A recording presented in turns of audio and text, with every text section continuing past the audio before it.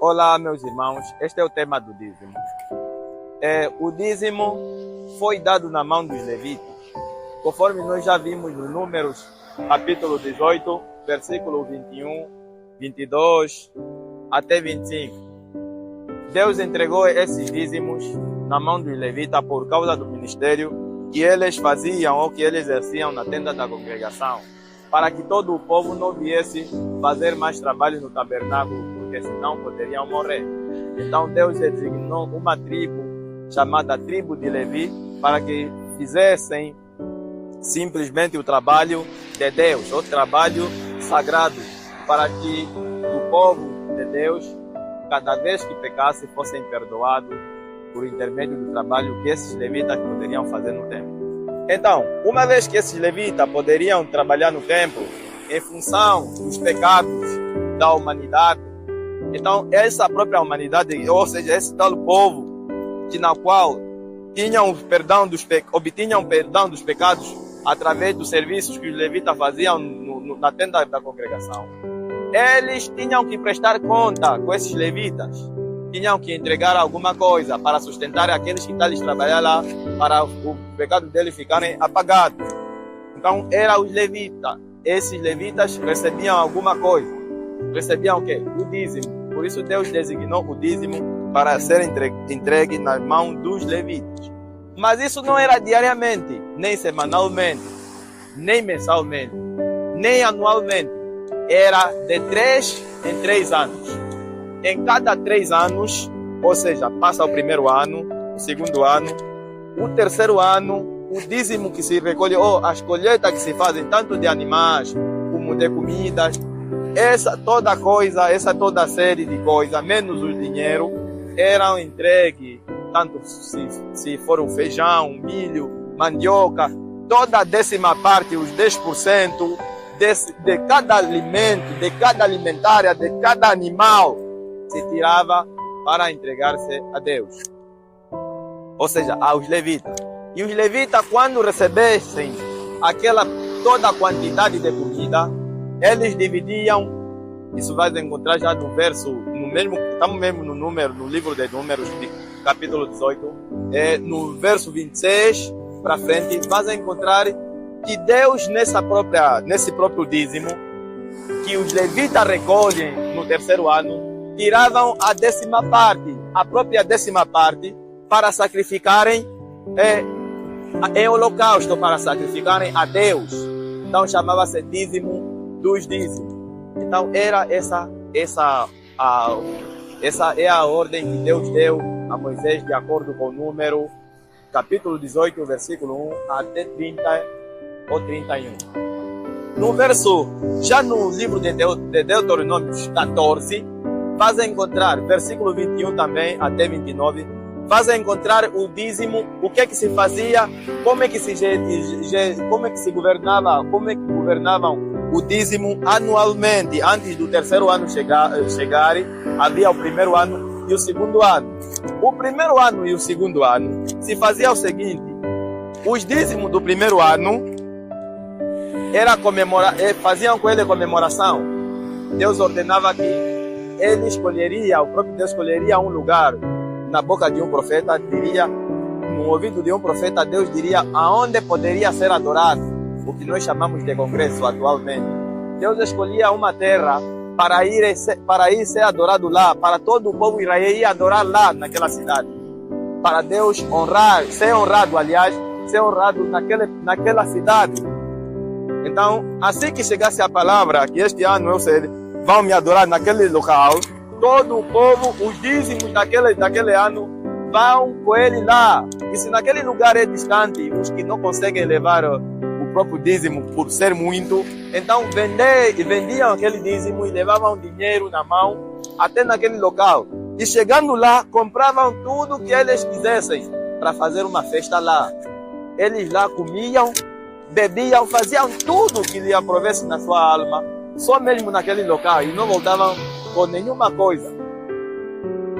Então, este ritual, esta comemoração, que é comemoração das colheitas, fazia-se primeiro ano, o segundo ano. Já o terceiro ano é para os levitas, já não se comemorava com ele. Então é dessa forma. Neste dízimo do terceiro ano, que o povo, que os levitas recebiam, ainda tinha a parte do órfão, da viúva e do estrangeiro, que está registrado em números, em Deuteronômio 14, versículo 29, que é o órfão, a viúva, o estrangeiro. Então, esses aqui, com aqueles também necessitados, esses todos comiam do dízimo do terceiro ano na mão que vinha da mão do Levi. Eram muitos dízimos. Imaginemos as tribos que estão aqui em Angola, por exemplo.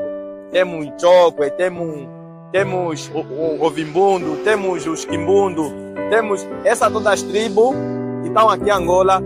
Todos os povos de cada, só mesmo nos Ovimbundo tem não sei quantas pessoas. Todas as pessoas trariam todos os dízimos. Cada pessoa vai trazer dízimo dele. Se ele recolheu 100 sacos, vai trazer lá 10 sacos de milho. Assim nos Ovimbundo. E os que conseguiram, e se ele conseguiu, por exemplo, 100 sacos de milho, 100 sacos de feijão, 100 sacos de mandioca, tudo isso, cada coisa que ele conseguiu, cada tipo de alimento que ele conseguiu, 100, vai tirar lá 10. E isso vai fazer vão fazer todos os Ovimbundo.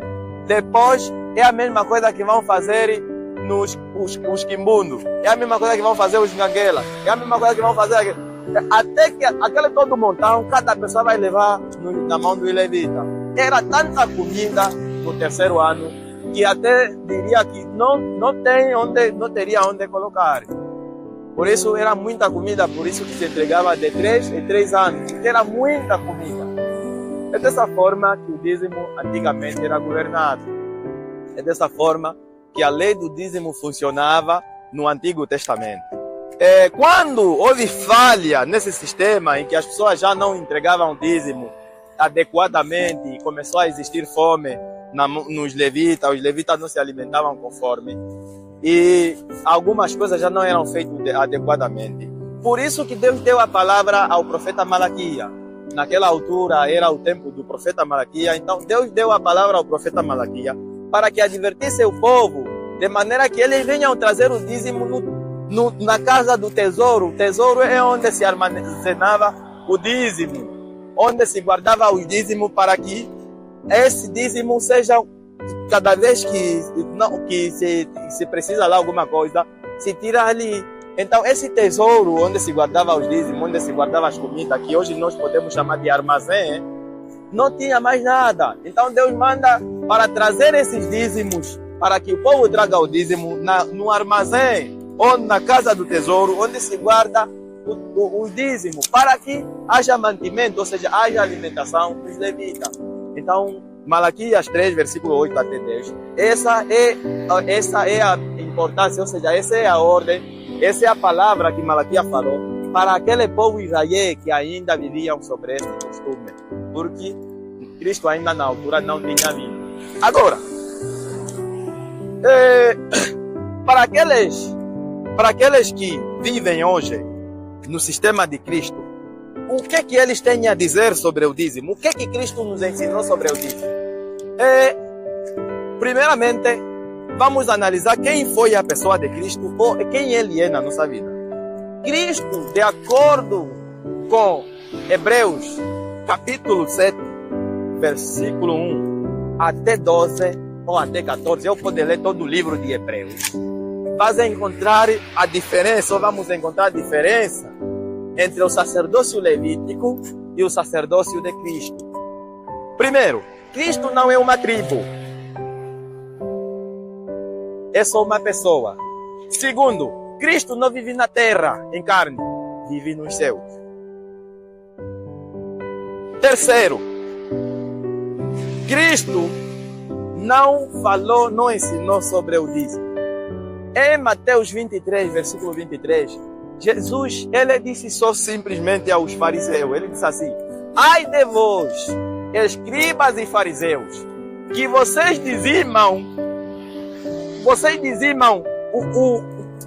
o agiricão, se é nossa palavra mais simples, o agiricão, e o talão, não sei se conhece talão, vamos dizer, o edro e o cominho, o ajericão e o talão, aquelas ervas que ficam aí no chão, que gostam de meter no jindu. Mas vocês ignoram o que é mais importante na lei, que é que são o juízo, a justiça, a misericórdia e a fé. A justiça e a misericórdia e a fé. Essas três coisas, vocês têm que fazer essas três sem deixar aquelas. Ou seja, vocês façam um juízo, primeiro fazem a justiça, depois tenham misericórdia, pena dos outros, depois tenham fé. E em cima disso, vocês, aquele vosso costume de dizimar o ajericão e o talão, não deixem, continuem com esse todo. É dessa forma que Jesus falou. Então, Jesus não estava a ensinar os seus discípulos que vocês dão um dízimo, fazem aquilo. Não estava a ensinar os seus discípulos. Jesus não estava a falar com os seus discípulos. Ele observa mesmo bem a palavra e diz: ai de vocês, escribas e fariseus, que dizimais a hortelã e o cominho, e tendo omitido o mais importante da lei, o juízo, a misericórdia e a fé. Deveis, porém, fazer aquelas sem omitir a outra. Então, é dessa forma que Jesus falou. Não tem nada a ver com o ensinamento. E o que Jesus ensinou no lugar, ou seja, aos seus discípulos? Jesus aos seus discípulos, em Mateus 10, versículo 1 até 10, ou poder continuar, vai encontrar o que Jesus estava a ensinar. E Lucas 9, versículo 1 até 9, vai encontrar como é que Jesus estava a ensinar quando ele manda os seus discípulos a irem pregar, os seus 12 discípulos. Jesus, ele disse assim: vocês não levem dinheiro no bolso, não levem uma camisa a mais, nem um sapato a mais, não levem pasta. Quando vocês chegarem a uma cidade, procurem qual é a casa onde vocês vão se hospedar, qual é a casa que dá para se hospedarem. E chegando lá, se os receberem bem, fiquem ali. Tudo que vos derem de comer, vocês comem. Vocês comem de tudo que vos derem. E depois, continuando, ele diz que qualquer um que vos der um copo só de água fria em vocês, nunca será esquecido. Quem der alguma coisa a um de vocês, terá o galardão que vocês também vão ter. Jesus, ele orienta aos seus discípulos que eles deveriam curar, deveriam ressuscitar, deveriam fazer tudo de graça, porque de graça eles receberam. Jesus não orientou que os discípulos deveriam receber dinheiro, receber outra coisa, a não ser aquilo que eles poderiam comer e poderiam beber. E hoje temos um grande problema com as pessoas que recebem o dízimo na mão das pessoas, e nós também crescemos assim. Achamos que se nós não entregarmos o dízimo, estaremos a pecar diante de Deus. É certo, nós crescemos assim, com esta memória. É comum que nos ensinaram nas escolas, nos ensinaram que 1 mais 1 é igual a 2, e quando nós dissemos que é igual a 3, não dá certo. Então, por quê? Porque a nossa memória, toda a sociedade, se combinamos que 1 mais 1 é igual a 2. Então, quando uma pessoa só diz que é igual a 3, então fica diferente de toda a sociedade, e dessa forma será impossível se comunicar. Então, para que não haja impossibilidade na comunicação, é necessário que todos concordem. Só que as escrituras não é como ciência. As escrituras, quando a gente se combina em concordar alguma coisa, que o dono não concorda, estamos errados. Ciência é ciência. Ciência podemos errar, podemos acertar, não tem nada a ver, porque ciência não tem dono. Até onde nós soubemos, os donos da ciência são mesmo tais homens. E muitos homens já morreram. Tais homens morreram. Por exemplo, o fundador da matemática, o defensor da matemática, esses já morreram há muito tempo. Podemos contrariar de qualquer forma, não temos problema com esse homem, porque ele já não existe. Mas Deus existe, Jesus existe, o Espírito Santo está presente. Então não tem como você dizer que eu, se estou certo ou se estou errado, não tem nada a ver. Tem a ver, porque os donos estão vivos e eles vão vir julgar você por você andar no caminhos errados. Jesus, ele ensinou os seus discípulos a dar tudo de graça e porque de graça receberam. Agora, os cristãos que se dizem cristãos hoje, eles não dão tudo de graça. E ainda eles não curam. Uns fingem que curam, mas não curam. Não ressuscitam os mortos. Não fazem nada. Mas cobram dinheiro. É uma pena. É uma pena. Todos os apóstolos andaram de acordo com aquilo que Jesus lhes ensinou. Se o apóstolo Paulo, ele disse que vocês não sabem que o que ministra das coisas sagradas, come das coisas sagradas. Então é necessário que os que anunciam o evangelho comam do evangelho. É de igual modo aquilo que Jesus ensinou, que não, porque o operador é digno do seu alimento. É simplesmente comida. O apóstolo Paulo vem a reclamar que andei nu, não me deste de vestir. Eu já estou acostumado a andar assim. Já estou acostumado a passar necessidade. Sei também ficar rico, ou sei também ficar farto. Farto significa sei também ficar cheio. O apóstolo Paulo, ele quando fala sobre essa questão, o apóstolo Paulo estava a querer falar sobre a diferença dele se entregar na palavra totalmente de Deus, na palavra de Deus totalmente, tanto como se tem ou quando não se tem. Não foi falar sobre o que hoje estamos a ver, que não, Jesus ou o apóstolo falou que os que ministram o evangelho comam do evangelho, então, portanto, vocês dão um dízimo aqui para mim comer. Não. Você vai ver que numa igreja ou numa denominação está cheio de gente bem pobre e miserável, a sofrer, uns até só para matar bicho é difícil. Mas eles ainda arriscam as suas vidas para irem trazer alguém que anda de carro, vem na igreja de carro, vem na igreja de moto, é moto dele, só a casa onde ele vive, a ser tudo em condições. Mas o que vai dizimar está tão miserável que todos os dias roga a Deus para ver se a vida dele muda. Mas o que ele está lhe ensinar a orar para a vida dele mudar, não está a pedir a Deus para lhe dar dinheiro. Está a pedir a Deus para que haja mais pessoas na igreja para lhe darem dinheiro. Então, nós temos que ter cuidado, povo. Estamos a ser explorados, espiritualmente estamos a ser cegos. É hora de acordar. A hora de acordar é esta. No tempo de Noé era aparecido como alguém que não tinha valor na sociedade. Porque a sua imagem não tinha respeito, não mostrava respeito. É uma imagem de alguém que é atrapalhado. Os verdadeiros mensageiros não são aqueles que as pessoas pensam que são. A verdade aparece de acordo com a vontade de Deus. Então, todos aqueles que tiverem a caminhar de acordo com a vontade de Deus, esses serão os verdadeiros. E poucas pessoas vão reconhecer isso.